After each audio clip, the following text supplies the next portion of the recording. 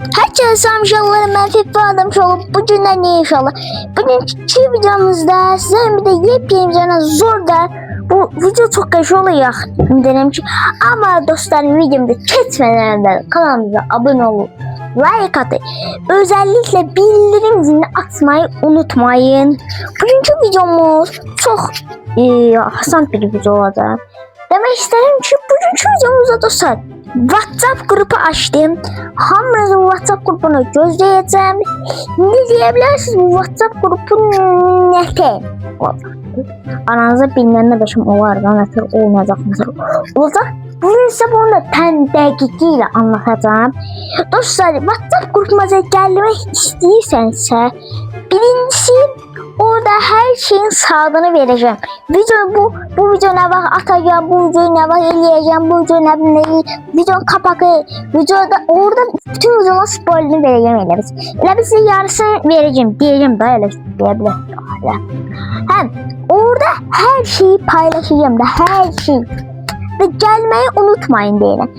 Şimdi de bu gruba ne gelsiniz dostlar, yorumlara basırsınız, orada link var, linkin üstüne basıp orada zaten WhatsApp grubumuz görünüyor. Orada her şeyin sağlığını yazacağım. Ne videosu gelecek, ne videosu gelecek diye öyle yazısı spoiler de vereceğim size. Size tablası sabuk da video gelecek arkadaşlar. Yani diyebilirim buradan size, yani açtım bu arada, benden başka hiç kim yazamaz. Bir de WhatsApp grubumuzda 2 tane adam var. Hamınızı gözleyeceğim WhatsApp grubumuza. Gelmeyi unutmayın. Böyle da. Yani hamınızı gözleyeceğim orada. Yani her şeyin sağlığını yazacağım. Değil mi? Yani burada size takip diye giderim. Hadi böyle da yani dediğim dostlar, görüşürüz. Artık WhatsApp grubumuz adı var. Hani çok hasan şeyi de atma. Yani daşamırım ne sual tapımlarında bilmem. Elhamdülillah göz yiyeceğim. Birinizin bir nömrəsi olan nömrəsi yoktu. Eşlenmez da. Ne alaq dostlar, başım çoxunuzun nömrəsi yoktu. Başım çoxunuzun var. Bilmirəm da, yani hamınızı göz yiyeceğim, yani bunu deyim.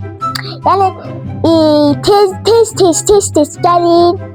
Her şeyi size orada saatini verin.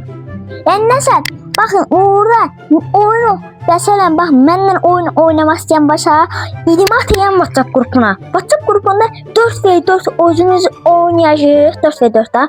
Elə ben takipçim. Koyacağız. Girəcək bıyırı kasacaq. Yani böyle şeyler olacak WhatsApp grubumuza.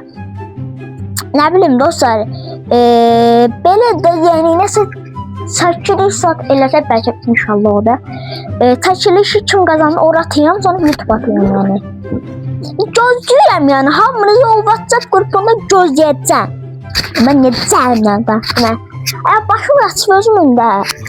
Yani bu videoyu dönəndə çəkəcəkdim. Vaxtım çatına deyil. Bu videoyu tez editləmək lazımdır. Çünki vaxtım çatır. Yani gelmeyi unutmayın. Sağ olun, salamat kalın. Öptüm matı. Haydi bağlan.